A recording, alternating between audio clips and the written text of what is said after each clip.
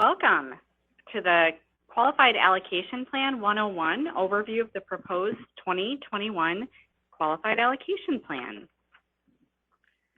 My name is Devin Pullman. I manage our programs area in multifamily. I'm joined today by Rachel Robinson, our Deputy Commissioner.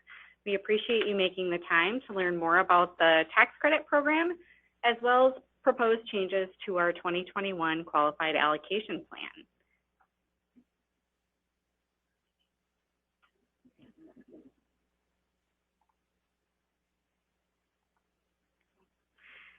For today's presentation, I'm going to walk through a few logistics before we get started. We are going to work on trying to get through all the content in as close to 45 minutes as possible because we have a goal of leaving time for Q&A. We have squeezed in a lot of content into the presentation, so please use a little grace if we go a little bit over time, but there is an ongoing toolbar where you'll be able to enter into your questions throughout the presentation today. We'll get through as many as possible, but if some remain after the hour, we'll certainly continue to allow people to submit questions, and then we'll either be in touch with you or email back responses. The toolbar on the upper right-hand side of your screen allows you to ask questions using the questions feature, which is indicated with the orange arrow. At any time during the webinar, you can type your question and click the send button. You have two options for listening to the presentation, which is indicated by the blue box. You can listen through your computer using the mic and speakers, or you may listen through the telephone. You should have received the number and access code as part of your webinar instructions. You can also find that information in the toolbar. I'll presume that since you're viewing this, you've probably already found the listening features and can hear me, so hopefully that's good. Handouts for this session have been placed in the Handouts section of the Go-To toolbar. They're also available on our website. I did include a link to the 2021 Summary of Proposed QAP Content Changes, which we will discuss later in the actual presentation. If you have any trouble finding those, please let us know, but those are available for you in that Handout section. The 2021 QAP will govern tax credit proposals that we review beginning with the next consolidated RFP round when applications are released, which we project to happen in April 2020. We want to provide stakeholders with a better understanding of the Qualified Allocation Plan through this webinar today.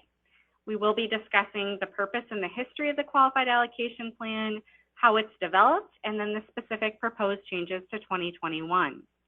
We have had a pretty intense focus on streamlining our Qualified Allocation Plan and our application for tax credits over the past several years at Minnesota Housing, and those efforts continue with what we're proposing to change for 2021. At the very end of the slide, I will cover some of the engagement opportunities for the 2022 QAP. We do expect and will work to have a number of different engagement opportunities as we move into the winter to start to even think ahead to the 2022 Qualified Allocation Plan. But for purposes of today, we will be focusing on the proposed 2021 changes and providing a general overview. At this time, I'd like to introduce Deputy Commissioner Rachel Robinson, who's joined us today. She will provide an overview of Minnesota Housing's strategic direction and strategic plan. So thank you for being with us, Rachel. Good afternoon, this is Rachel. Thanks for having me. Very quickly, broader than the QAP, but certainly informing the work we do around the QAP is Minnesota Housing strategic planning and strategic direction. So we are going into the next 4-year strategic plan, and hopefully you have seen or had the opportunity to engage with us in community listening and in spending time looking at some of the big questions we are asking. But as we look at the information we've already gathered out in the community and what we are looking forward to in strategic planning, we know that once again, as you've seen from Minnesota Housing, we will be looking at a vision focused around prosperity for people to live in safe and stable homes that they can afford in communities of their choice. And some of the questions we're asking and the things that we're looking at for goals strategically include improving the outcomes for people in all areas of life. And we hope to do more in partnership and collaboration with other sectors, such as health, education, employment. We certainly want to create an inclusive, equitable, and just housing system in Minnesota, and to add that focus to everything that we do. And then focus on people and communities most impacted by housing instability. And when we think about those most impacted, of course, we're talking about people who have the lowest incomes, people of color, people experiencing homelessness, seniors, children, people facing barriers and limited choices, members of our tribal nations, and disinvested communities. So all of these questions are coming together into strategic planning and into that future direction. And you can expect that for 2021 QAP and going forward, we will have these goals in mind. All right, thank you, Rachel. I'm going to talk a little bit about the purpose and history of the Qualified Allocation Plan, so that you have a little bit of background around how the tax credit program works in the state of Minnesota. And we are unique in some respects because both Minnesota Housing as well as a number of sub-allocators allocate tax credits in the state of Minnesota. So low-income housing tax credits are a federal resource. It is one of the principal federal mechanisms contained within tax law for the acquisition, substantial rehabilitation, and new construction of low-income rental housing. The tax credit program provides tax credits to companies and people that invest in affordable rental housing, reducing their federal tax liability by the amount of the tax credit for 10 years. In exchange for this reduction in tax liability, investors purchase the tax credits and agree to keep the units affordable. In today's market, $1 of tax credit sells somewhere for around 84 to 93 cents. It can range on the specific market within the state and that syndicator as well. The sale proceeds from the credits are then invested in new construction of affordable housing or acquisition and rehabilitation of existing properties. There are two types of tax credits, commonly referred to as 9% credits and 4% credits. Applicants who apply for Minnesota Housing's Consolidated RFP may apply under a competitive process for 9% credits or for deferred funding with a 4% financial structure. Requests for 9% credits are typically 3 to 4 times greater than the amount of credits available. It is a very scarce resource. Projects that have received an allocation of tax-exempt volume-limited bonds may apply for 4% tax credits through a pipeline process that we call 4% only. More information is available on the tax credit page of our website on that 4% only process. Today's presentation will largely focus on the distribution and competition for 9% credits, but the 4% credit's a valuable tool and resource as well. In terms of the statewide distribution of 9% credits, their credits are allocated to states based on a per capita formula with the minimum set aside for small population states. In Minnesota, state statute outlines rules regarding the tax credit program, including how tax credits are distributed. Minnesota Housing is designated as the primary allocating agency, with a few cities and counties designated as sub-allocators. Minneapolis, St. Paul, and Dakota and Washington counties are sub-allocators, and they have their own qualified allocation plans. The total available 9% tax credits statewide for 2020 are approximately $15.5 million, with $11.5 million in credits allocated by Minnesota Housing and the other $4 million distributed among sub-allocators, and you can see that specific makeup outlined on this slide. Minnesota Housing forward allocates tax credits. So with the current consolidated funding round, which we are currently evaluating proposals that applied in June of this year, we will be allocating 2020 housing tax credits. The 2021 qualified allocation plan that is under public comment and open for comment now will be in effect for credits when we allocate in the next consolidated RFP round, so starting in April 2020. That's when we expect to release applications. Within Minnesota Housing's 9% pool, credits are divided into two general pools as defined by state statute. There's a pool for the metropolitan area, which is the 7-county metro area, and a pool of credits specifically for use in greater Minnesota.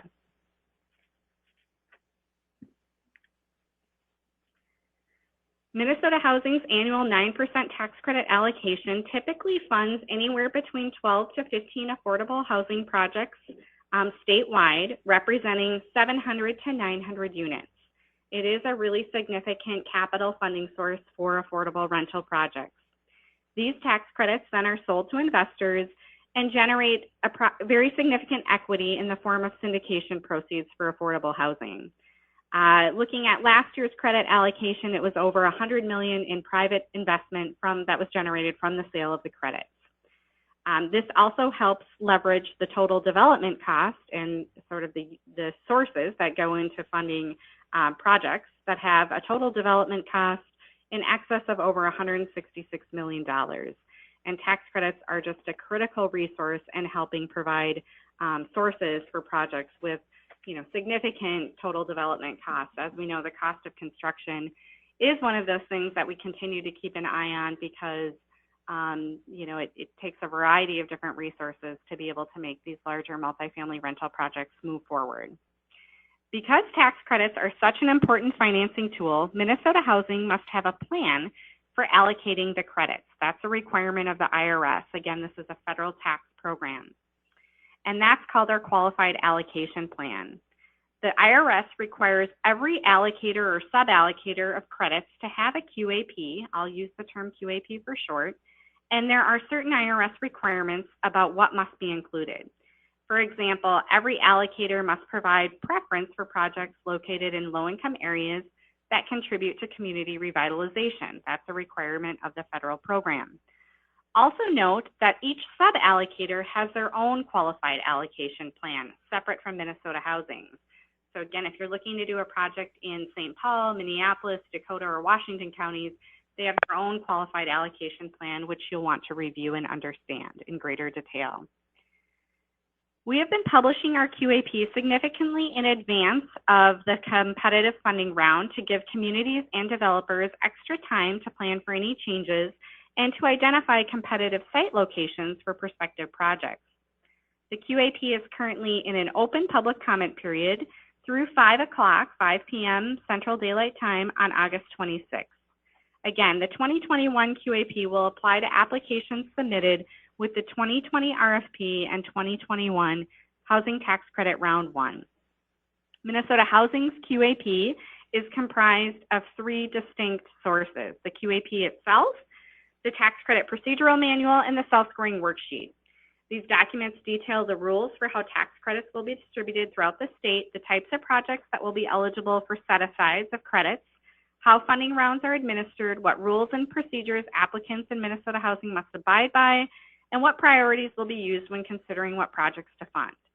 All applications are scored according to the priorities contained in the self-scoring worksheet and then ranked based on score.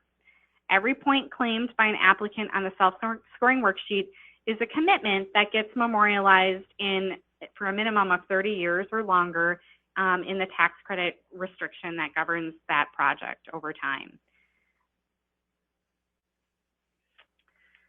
We review on an annual basis the previous year's scoring and selections to really ask some fundamental questions when we look at making proposed changes to our QAP. Are we achieving our funding priorities? Are there certain clarifications or streamlining advancements we could make to make the process more understandable and more transparent to those that look to apply for these credits? Again, we talked about how oversubscribed they are, and we want to make sure that the priorities by which we determine and rank and fund tax credit projects are clear and transparent. And then we look to see, are there any, have we created any adverse or unintended consequences with some of our pointing requirements or any of our other tax credit policies. We also evaluate emerging needs in markets and with communities, and then we look for forums to provide community feedback and engagement to understand how our pointing structure can best meet the needs of priority projects throughout the state of Minnesota. And that's really part of our annual review and part of the reason that we update our qualified allocation plan on a regular basis and on a timely basis, and then why we release a proposed QAP to provide the opportunity for public comment on that. Again, as I mentioned, our 2021 proposed changes really do focus on a continuation of some streamlining efforts that we've really more intensely started 2 years ago with our 2018 QAP, and we are continuing. It also does reflect a couple of policy goals that the agency has that we will also talk about in relative short order as well. In terms of the overall priorities with our qualified allocation plan and our scoring framework, our goals really with the scoring framework we've developed for tax credits are to serve people with the greatest needs, the largest barriers, fewest choices, and lowest income. And you will see that our pointing reflects those values and goals. We also want to support community and economic development, as well as promoting housing in areas of opportunity. And I'll talk about in just a minute some of the specific criteria that we evaluate and look at. We want to continue to keep an eye on preserving existing subsidized and federally assisted housing, and to not lose ground on that affordable housing that we've created, and to make sure that it continues to be a great resource for families and individuals for years to come. We want to make sure that we are incentivizing the use of resources efficiently and leveraging those resources in an optimal way. We also want to ensure that we are financing high quality buildings with durable building materials that can meet the needs of the populations living in these units. In terms of the 2021 selection categories, we aren't recommending any changes to the 7 existing categories, but I will cover each of these in a little bit of detail now. Each selection category, each of these 7, have individual scoring criterion under them as well. Greatest need tenant targeting includes points for large family housing, permanent supportive housing for high priority homeless, alignment with units targeted to continuum of care household priority types within each continuum of care jurisdiction, and points for serving people, low-income people with disabilities. Within the serves lowest income selection category for long durations, there are points available for restricting units, a higher percentage of units, restricting those unit rents to the county 50% HUD tax credit limits. There are points for project-based rental assistance, in addition to further restricting units to households whose incomes don't exceed 30% for at least a 10-year period, trying to reach even lower income households and ensuring that they are not rent burdened. And then there are points that we incentivize for developments to extend the long-term affordability of the project out to as many as 40 years to ensure that longer-term affordability. Under number 3, under areas of opportunity, we provide points for developments located in areas of economic integration, or if the project itself meets our definition of an economically integrated project within, by serving a range of incomes within the units itself.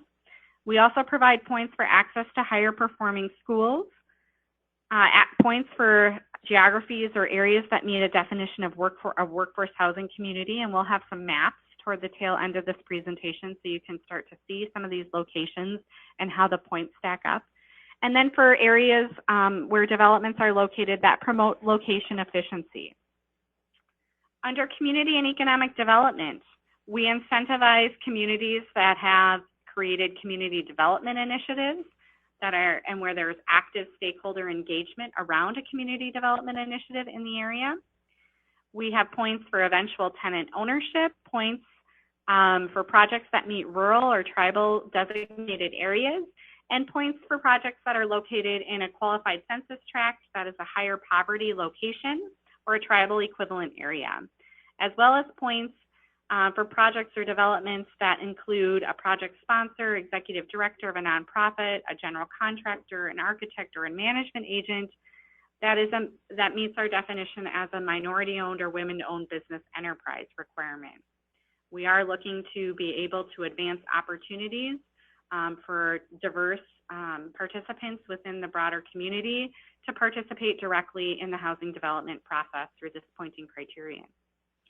Under preservation, projects must meet one of the eligible risks of loss, either due to market conversion because the project has critical physical needs, or there's a question around ownership capacity or a program commitment.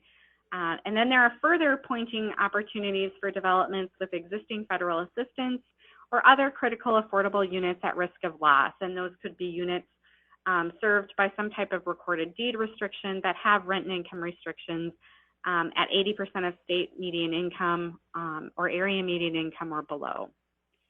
In the efficient use of resources and leverage area, we are measuring the financial readiness of a project, including contributions from non-capital sources. So this could include things like land donation, fee write-downs, other types of waivers. We also point and incentivize projects for trying to manage and keep their intermediary fees as low as possible, and then points for cost containment. Lastly, under building characteristics, projects are eligible to receive points that meet our universal design requirements, and then that promote and agree to ensure that they have a smoke-free environment. I'm going to turn the presentation over now to William Price, who's a member of our tax credit team at the agency and is our bond lead.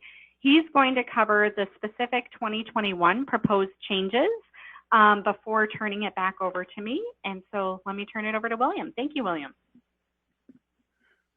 Thank you, Devin.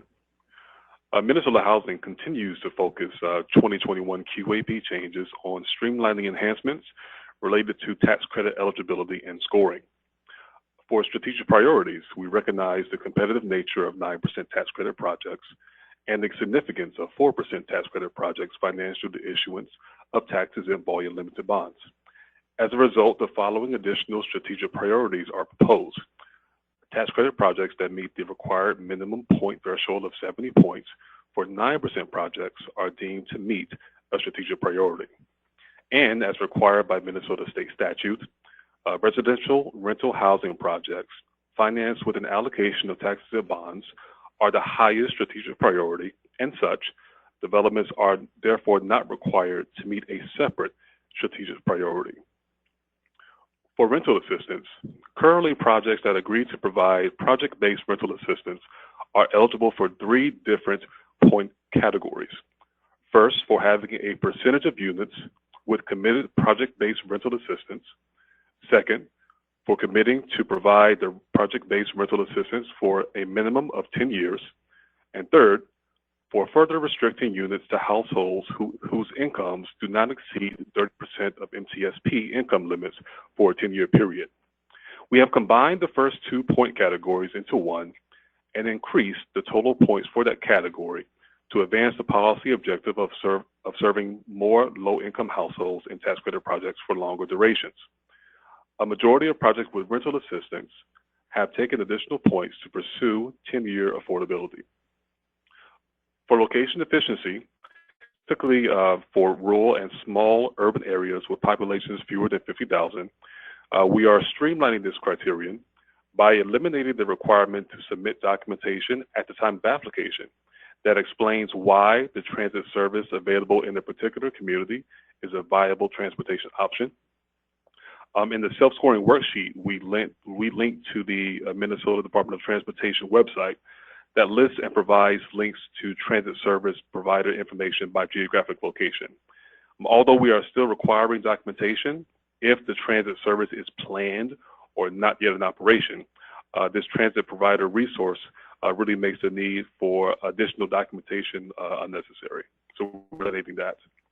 Also, the requirement for demand response and dial-a-ride previously mandated no more than a 2-hour advance notice. The new requirement for demand response and dial-a-ride allows for same-day availability of service. For qualified census tracts, community revitalization, and tribal equivalent areas, in recognition that communities across Minnesota, including those with higher percentages of households at lower income levels, benefit from tax credit investment, we are increasing the points for this category from 1 to 3. As Devin mentioned, Minnesota Housing is committed to advancing minority-owned and women-owned business enterprise participation as a key component of the development process. Points for this criterion are proposed to be increased from 3 to 4 for a project sponsor, executive director of a nonprofit, general contractor, architect, or management agent who is a minority or woman-owned business enterprise. For preservation, there are 2 proposed streamline changes and 2 proposed policy changes. To streamline the preservation process, we are proposing to eliminate the requirement that preservation projects submit a pre-application, prior to the deadline for tax credits rounds 1 and 2. And we are also eliminating the requirement that preservation projects submit a dual application. That means a 9% competitive and a 4% bond application for tax credits round 1 and 2 if the development contains 40 or more units. Again, the project can still submit a dual application, but the requirement to do so has been eliminated. From a policy perspective, we are proposing to create 2 tiers for existing federal assistance. The first tier includes federal project-based rental assistance or operating subsidies under a HUD, USDA Rural Development, NAHASDA, or other program that is not scheduled to sunset or expire. The second tier is updated to reflect points for existing federal assistance as defined by public housing units, either existing or converted under RAD 1, tax credit units, and rural development units funded without rental assistance, or existing federal assistance that is not necessarily captured in the first tier. So really kind of an all-encompassing approach with that bifurcation. The critical affordable units at risk of loss preservation criterion is also updated to hone in focus on housing with existing rent and income restrictions, however, under a non-federal program, including one funded by state, local, or intermediary resources. For efficient use of scarce resources and leverage funds, further streamlining enhancements are proposed for the 2 scoring criterion. So for financial readiness to proceed and leverage funds, we provided additional clarification as to the documentation that is required for scoring purposes in the self-scoring worksheet for a host of financial commitments, from deferred debt and amortizing loans to historic credits as well. And for other contributions, point tiers in this category were adjusted to really provide more opportunity for projects to achieve points for non-capital funding contributions. As Devin mentioned, land donations, SAC and WAC waivers, really wanted to award those projects who are able to work in collaboration effectively with local municipalities to receive those non-capital funding contributions.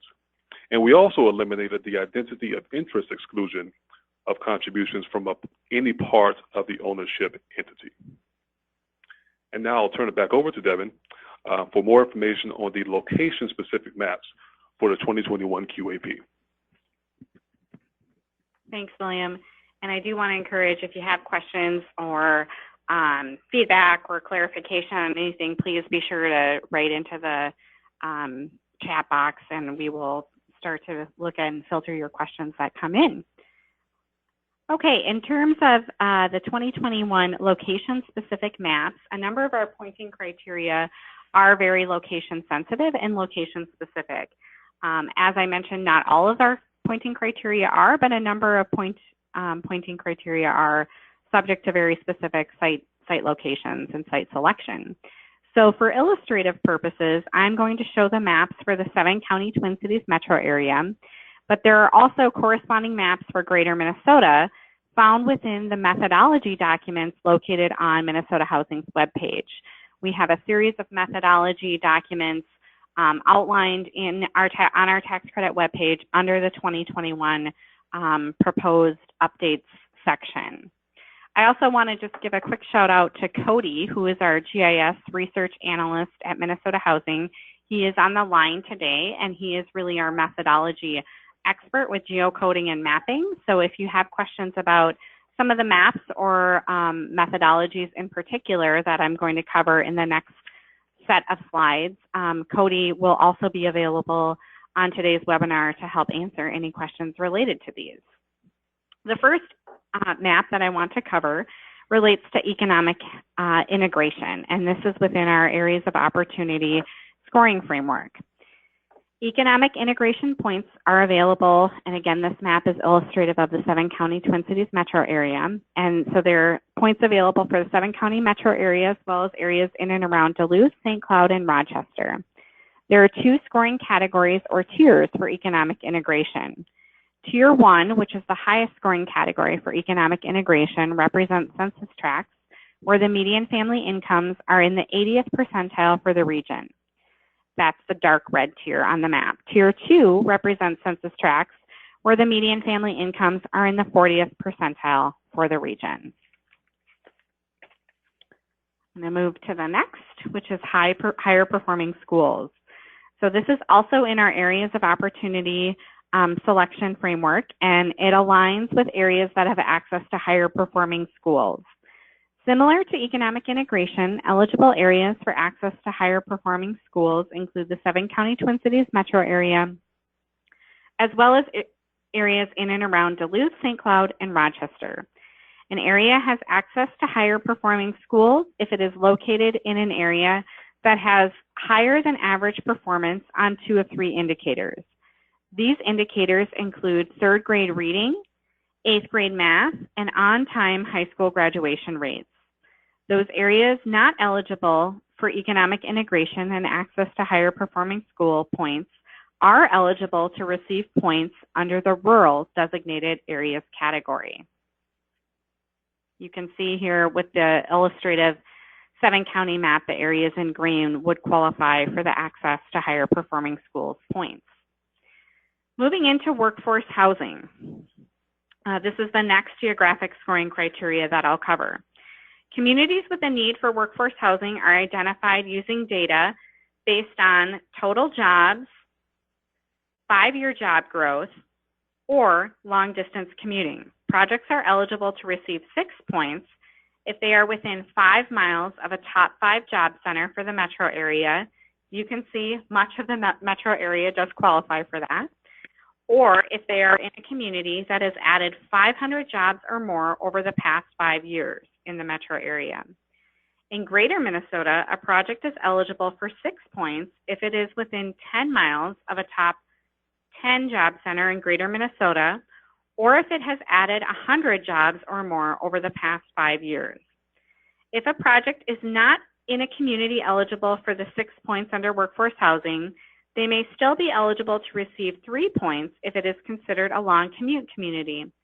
Long commute communities are communities where 15% or more of the community's workforce travels 30 plus miles into that community for work. Similarly to top job centers and job growth communities, a 5 to 10 mile buffer is applied around long commute communities to account for a modest commute shed. Location efficiency. The location efficiency areas are based on a combination of access to transit and walkability. Given the wide range of transit service types across Minnesota, we have broken down the scoring criteria into 3 categories. They are geographically defined as the Twin Cities 7-county metro area, Greater Minnesota urbanized areas, and Greater Minnesota rural and small urban areas. In the Twin Cities 7-county metro area, there are 3 scoring categories for access to transit. 7 points are available for projects located within 1/2 mile of an existing or planned light rail, bus rapid transit, or commuter rail stop. 4 points are available for projects located within 1/4 mile of a stop along Metro Transit's high-frequency network. And finally, 2 points are available for projects located within 1/4 mile of regular weekday transit service or 1/2 mile of a park and ride lot. In Greater Minnesota urbanized areas, these include urbanized areas with populations greater than 50,000. These are areas in and around Duluth, East Grand Forks, La Crescent, Rochester, Moorhead, Mankato, and St. Cloud. If a project is located in one of these communities, it can receive 7 points if it is within 1/4 mile of a fixed route stop, or 4 points if it's within 1/2 mile. 4 points are also available if a project is within 1/2 mile of an express bus stop or park and ride lot. For Greater Minnesota communities that qualify as rural and small urban areas, this really does represent the remainder of Greater Minnesota communities outside of urbanized areas. Transit service types vary from community to community. If you are a community or developer working in these geographies, I recommend following the hyperlinks found in the location efficiency methodology that will take you to MnDOT's transit website, where you can find the transit service and type available for your project's location. 7 points are available in rural and small urban areas if a project is within 1/2 mile of an existing or planned designated stop that has service every 60 minutes, within 1/2 mile of a commuter rail station, or served by demand response dial-a-ride with same-day service available. 4 points are available if a project is served by demand response dial-a-ride with a prior day notice. Finally, 2 points are available for demand response dial-a-ride service not meeting the scheduling conditions in the higher scoring categories. All regions under this location efficiency category can receive up to an additional 2 points for walkability. Walkability is based on a project's walk score, which can be found by going to walkscore.com. The thresholds used for walkability vary from urbanized areas to rural and small urban areas. Now we get to the fun map. It's the favorite. It's the composite map. So if we were to take each of the geographic priority areas for the Twin Cities 7-county metro area and combine their potential points, you would come up with the map currently on your screen. One caveat, please note that this map does not include the potential for 2 additional points for walkability. But this map does a really nice job of overlaying all the geographic-based pointing opportunities in the various categories, so you can see where the highest point opportunities are for site selection of a potential development. I do want to emphasize that this map is just looking at the geographic specific pointing categories, and as I mentioned earlier, there are significant other pointing opportunities for projects that aren't necessarily in the highest pointed location from a geographic composite standpoint. So we do see projects pointing out in other places that may be scoring very well in terms of greatest need tenant targeting, in terms of financial readiness, with some of our other community and economic development priorities, or rural, tribal designated area priorities.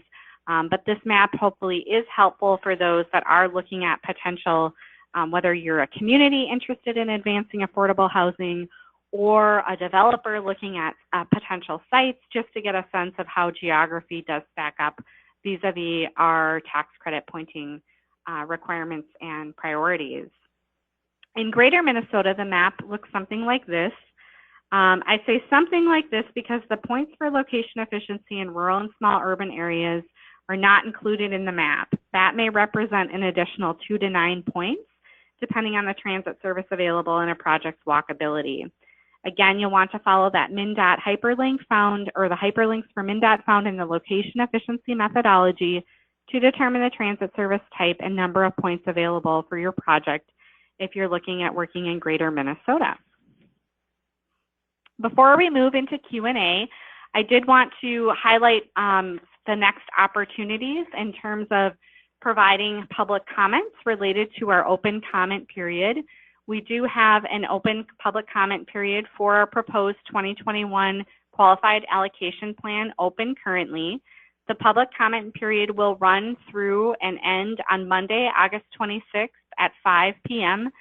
Central Daylight Time. I really want to emphasize that time period because it's not uncommon that comments may come in after the deadline.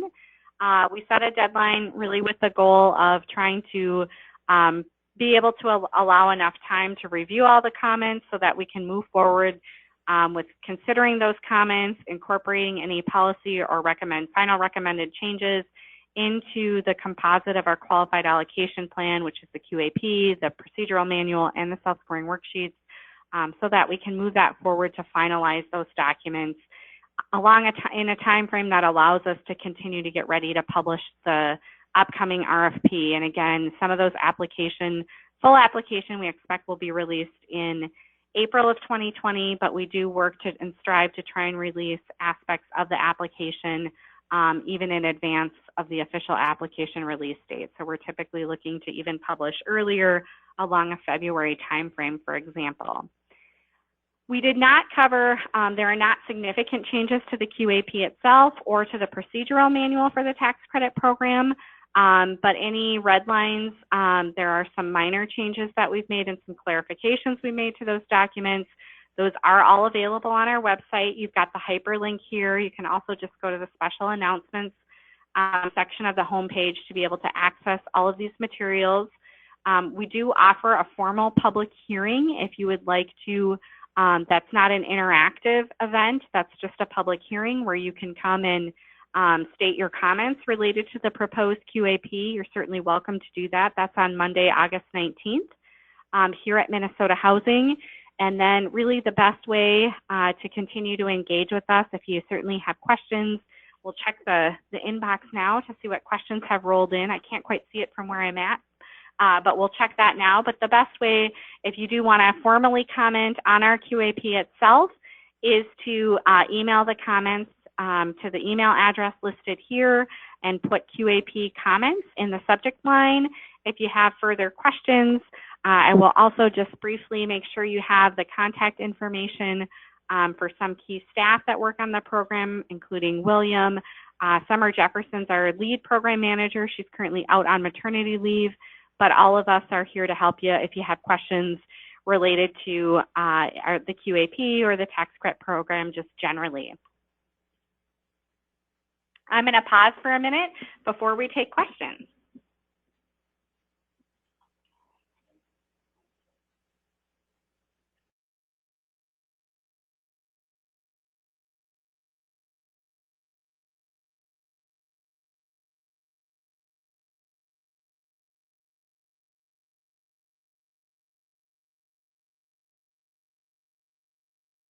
Okay, there's one question that did come in through the question box, which asked about if projects in Minneapolis, St. Paul, Dakota, or Washington County, any of the sub-allocator jurisdictions, ever get funded through as a tax credit project through Minnesota Housing.